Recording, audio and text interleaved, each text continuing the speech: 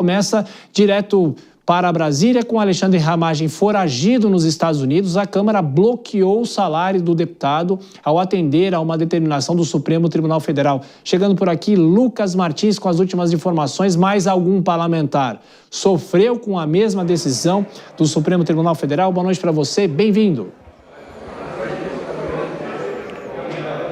Oi, Thiago, muito boa noite a você, a todos que estão na nossa companhia, na Jovem Pan. Uma ótima semana, exatamente. Olha só, Carla Zambelli e Eduardo Bolsonaro também tiveram aí o bloqueio de seus salários. Isso porque eles estão, no caso de Eduardo Bolsonaro, nos Estados Unidos e Carla Zambelli na Itália. Nós consultamos o site da Câmara Legislativa, Thiago, porque uma informação chamou a atenção sobre a questão dos gabinetes, né? Porque agora, como esses parlamentares perdem os seus salários, como que funciona a questão dos gabinetes?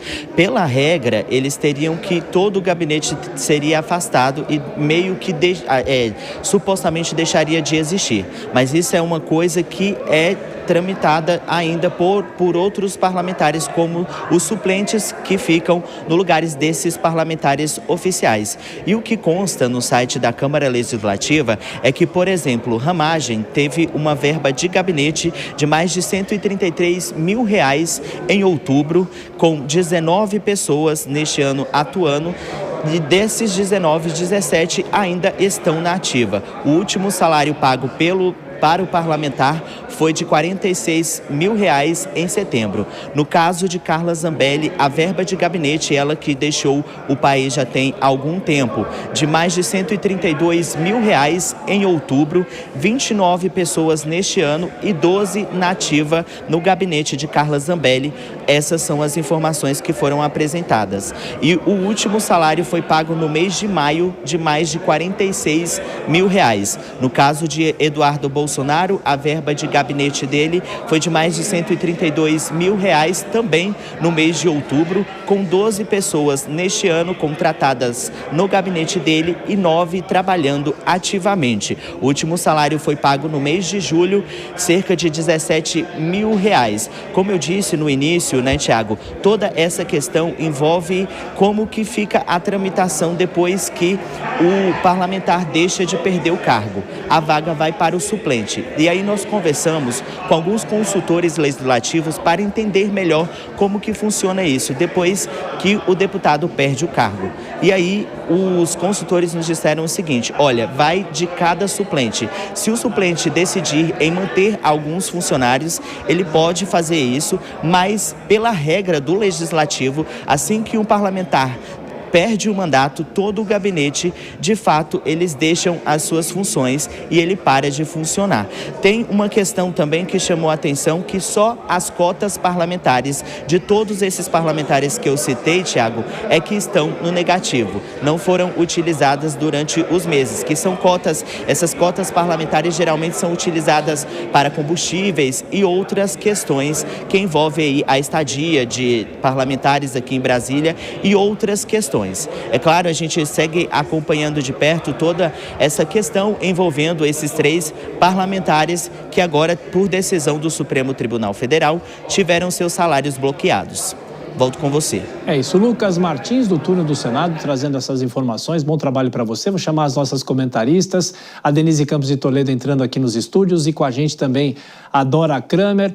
Ô Dora, deixa eu começar por você, essa decisão do Supremo obrigando a cortar os salários, né? Hoje o dia foi marcado por muita informação desencontrada em relação a isso, se isso valeria também para as verbas de gabinete. De qualquer forma, se os parlamentares não estão atuando aqui no Congresso Nacional, é justo que eles percam a remuneração? Boa noite, Dora.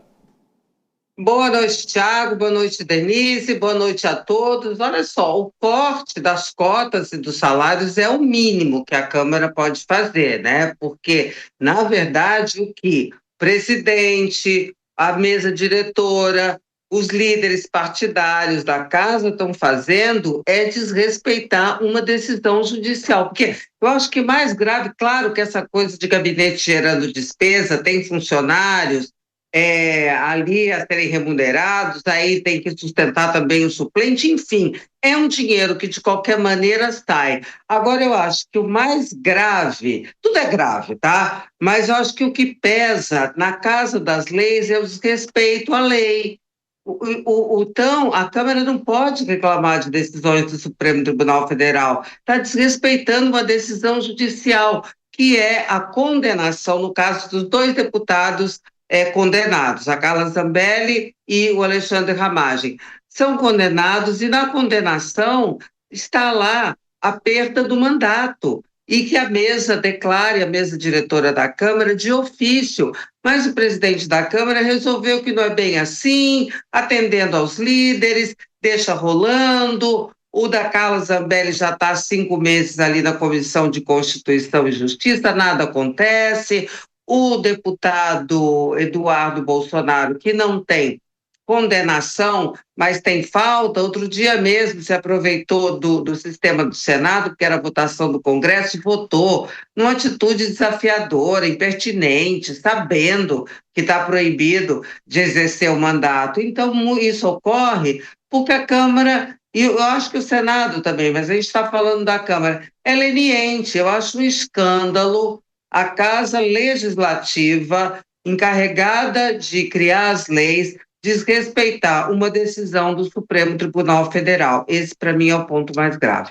Pois é, no caso de Eduardo Bolsonaro, é por causa que ele não está aqui no Brasil, mas ele não tem, como os outros, né, decisões da Justiça, Denise. Mas, de qualquer forma, mexe muito com a opinião pública, porque a opinião pública não se conforma se o parlamentar não está aqui atuando, continua recebendo dinheiro. Boa noite, bom trabalho. Boa noite, Tiago, boa noite, Dora, boa noite a você que nos acompanha. É exatamente isso, Tiago. Como a Dora colocou, eles estão desafiando uma decisão da Justiça que não é apenas uma determinação. Eles foram condenados, então eles já se tornaram réus, passaram pelo processo, foram condenados. Ramagem hoje é foragido, está nos Estados Unidos, continua provocando pelas redes sociais, desafiando a justiça brasileira. Carla Zambelli foi presa na Itália, aguarda uma decisão sobre extradição, mas o fato é que os dois não estão trabalhando, assim como Eduardo Bolsonaro, que fez essa opção de ir para os Estados Unidos, inclusive tomando várias medidas contrárias aos interesses do país.